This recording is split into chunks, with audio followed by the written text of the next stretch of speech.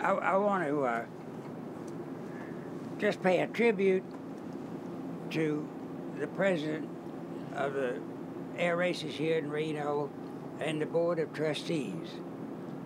They have gone to tremendous efforts to make this happen again after a tragedy of last year. Hi, Mike Houghton, President and CEO of the Reno Air Racing Association, and things are a lot quieter now that the 49th Annual National Championship Air Races have been put in the can, and we've already begun working on 2013, which is our 50th anniversary. This past year was kind of a combination of sweet and sad. We had some friends that weren't with us again this year, and we did spend some time remembering them and celebrating their lives, as well as celebrating the life of the National Championship Air Races, which was a long, hard road to come down to get to the races this year. We had many hurdles that were caused by some different regulations, some studies that were being done about the air races and safety, and I'm very proud to say that the organization and the people within the organization stepped up to the plate and hit a home run.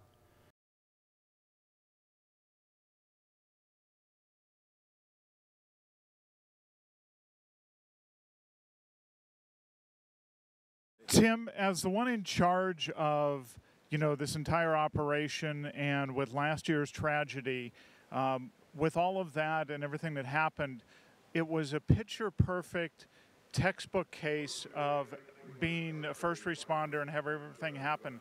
How did you plan for that, and how was the execution done so well that it all flowed together properly?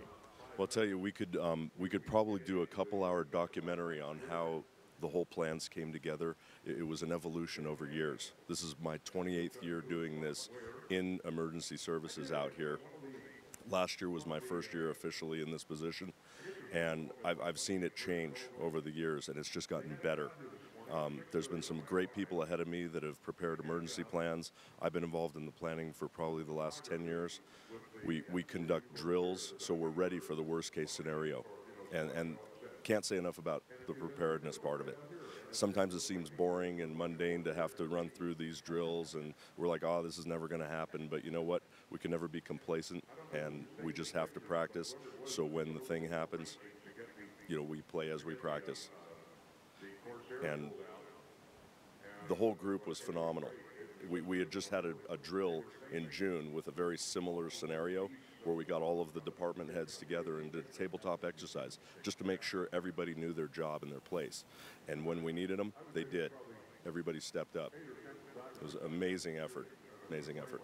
Tim, talk a little bit about your relationship with the Reno Air Race Association here this week. Okay, I love the Reno Air Race Association. I've been involved with them, I started coming out parking cars as a little kid, 11 years old, and just kind of grew up out here. I got involved officially with the Air Race Association when I was 20 years old and a firefighter. And ever since then, it's just been a growing, flourishing relationship with them. Now in the position I'm in, I go to their safety meetings, and I'll tell you what, they don't put anything before safety. That's their primary concern.